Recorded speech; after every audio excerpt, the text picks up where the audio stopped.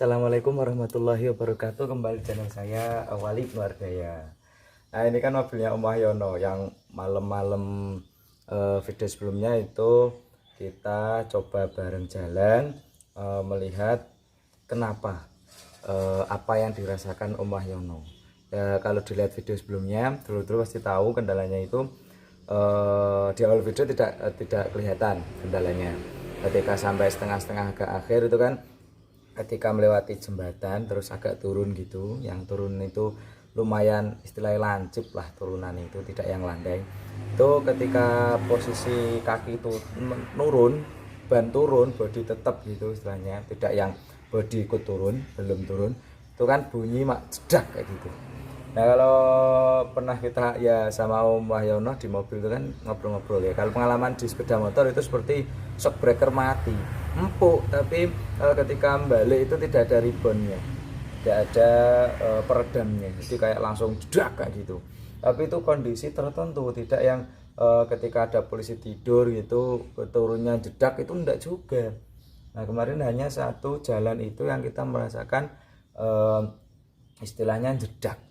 Nah, ternyata bukan ternyata apa istilahnya ya, ketika sudah saya bongkar ini, sudah saya bongkar video sebelumnya itu tentang juga video yang pengambilannya agak sama, itu tentang uji coba impact baterai. Dan ini tadi langsung saya bongkar. Ketika saya bongkar terus saya prepare kunci pipa, tracker sudah ada, support shock ini ternyata sudah gantian, karet ekstraktor, dan mangkokan punya mangkokan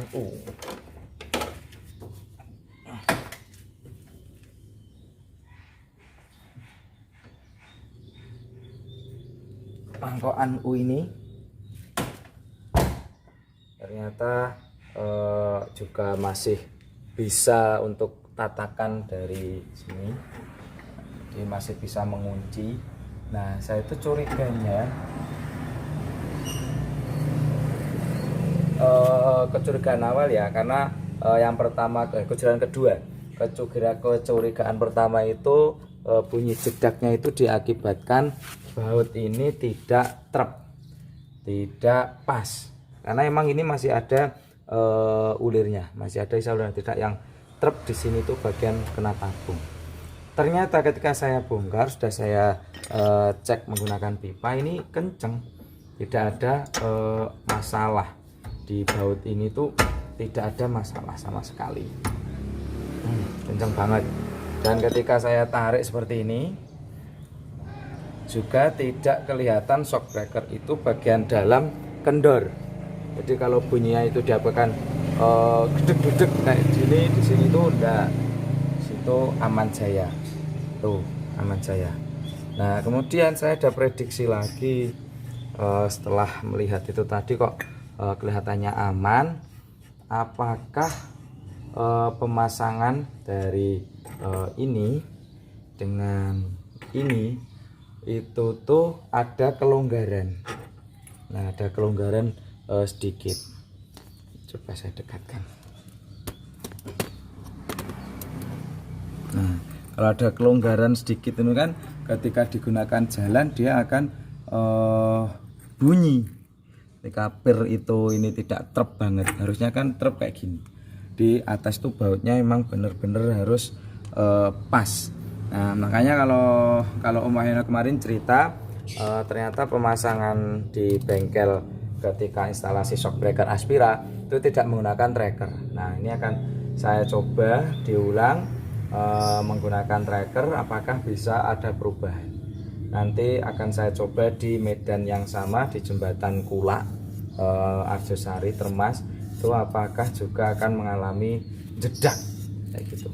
Nah, ini sedikit sharing tentang model tabung yang ini beda dengan milik saya. Kalau milik saya ini kan mangkokannya yang di bawah gini ya, milik saya yang seperti ini ke atas, bisa dibilang seperti itu. Dan ini ngelihat tabungnya itu tabungnya gede, berarti ini shock breaker yang panjang. Kalau ngelihat tipe di sini itu kayak apa ini, PT kayak saja Z8527 Z8257 kalau nggak salah. 425A nya. Nah, mungkin karena tidak ada kendala di sini, nanti kita pasang lagi, tapi dengan pemasangan yang sedikit berbeda menggunakan tracker. Nah, kalau tidak menggunakan tracker sebenarnya gimana toh Om? Ini loh. Nah, ketika tidak menggunakan tracker, per kan tidak ditekan. Ditekannya ketika didongkrak ke atas. Itu kalau pengalaman pribadi saya itu ada indikasi tidak pas. Nah, ini terbukti di bagian sini nih, kayak bekas ada totokan ini dulunya ketika sudah pernah dibongkar.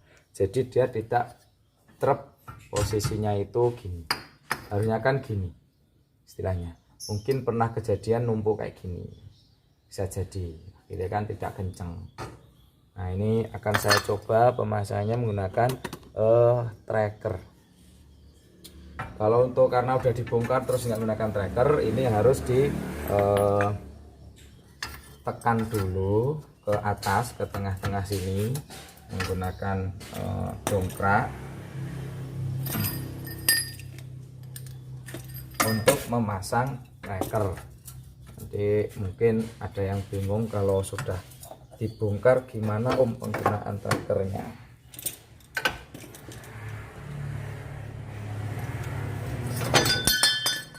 Aduh.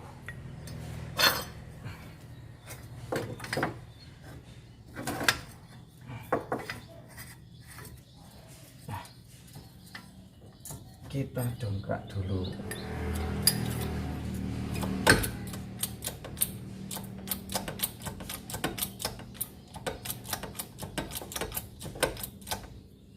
Di mangkokan itu dipaskan di tengah, dan posisi asnya ini juga dimasukkan.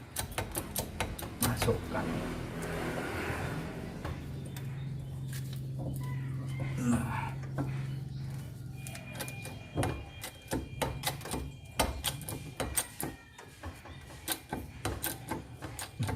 insya Allah tidak mungkin misle karena mangkokan atasnya itu kan ada gundukannya, dan itu kan di lubang dari ini.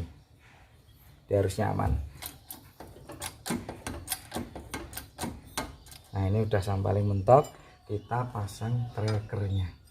Pemasangan tracker ala saya itu seperti ini.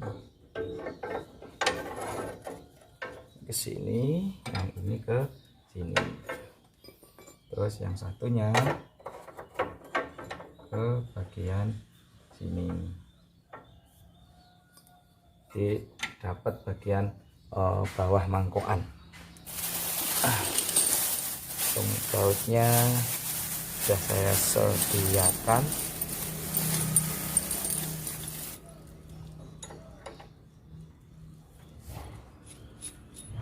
Mulai dari yang panjang,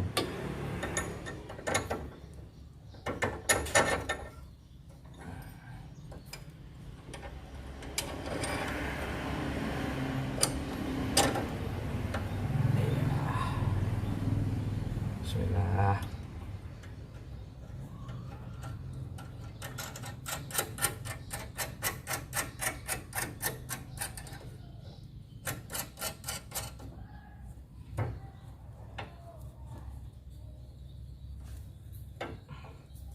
So, tracker selanjutnya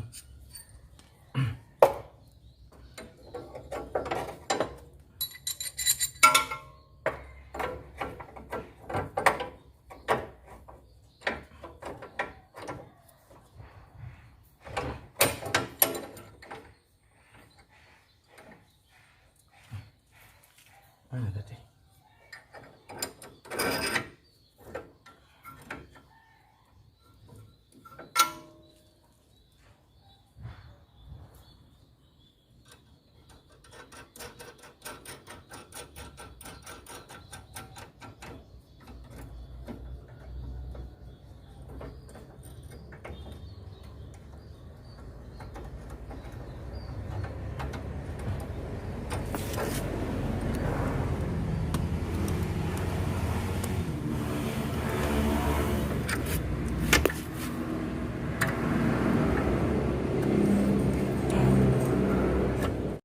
Nah, kalau sudah terpasang seperti ini, coba tracker kita lepaskan. Ini coba kita turunkan pelan-pelan.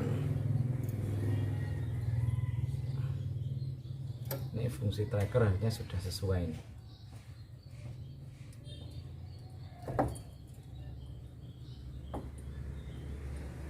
Nah, ini baru kita tarik ke atas, mangkokan kita pasang. Nah, sampai medungul seperti ini. Kalau saya tuh sampai bener-bener nampak tunggulannya ini.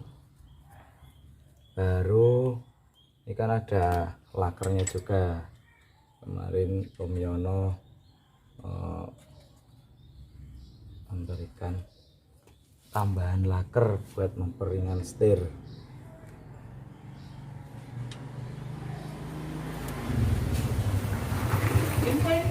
Oke. Nah, udah seperti ini, baru kita pasang.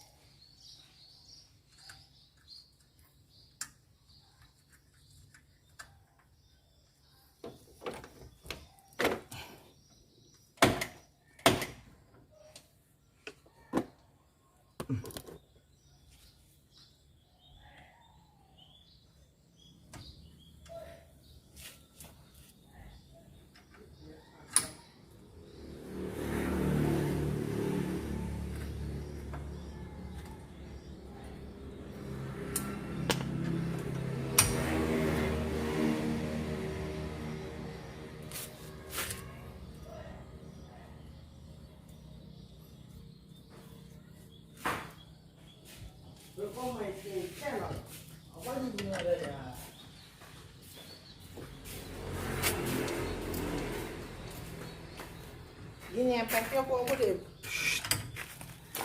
Ora kur bongkar tok.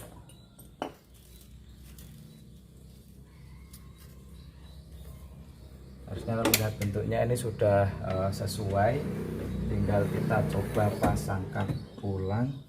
Waduh.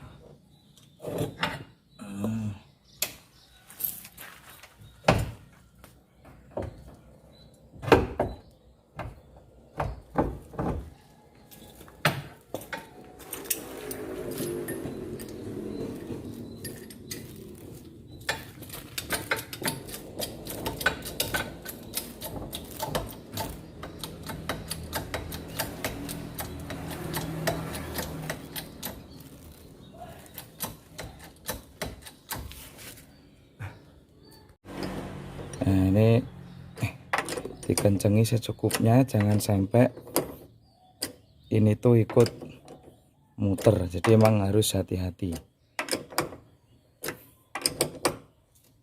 Nah, ini sudah cukup ini. Kalau tidak salah ingat tadi, coba masuk ke sini Mas, kelihatan. Nah, tadi dratnya itu kayaknya tidak setinggi ini kayaknya itu, kayaknya ya, kalau tidak salah ingat.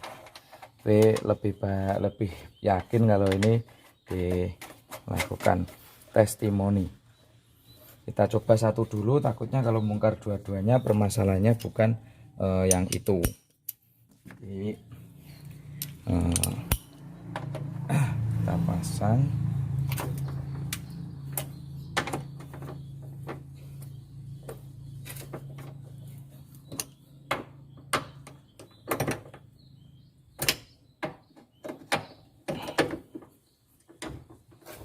Nah, ini sudah.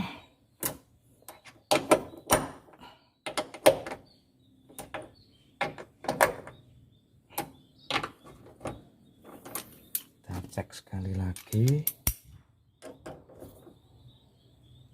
Udah. Kita tutup. Sini Mas. Kita bongkarnya. Untuk cara melepasnya, aduh, selongsongnya lupa. Harus saya bongkar dulu untuk memasang selongsong ulang. Aduh, Tobat. Dan nanti langsung ke video testimoni di jalan saja. Intinya cara pemasakannya seperti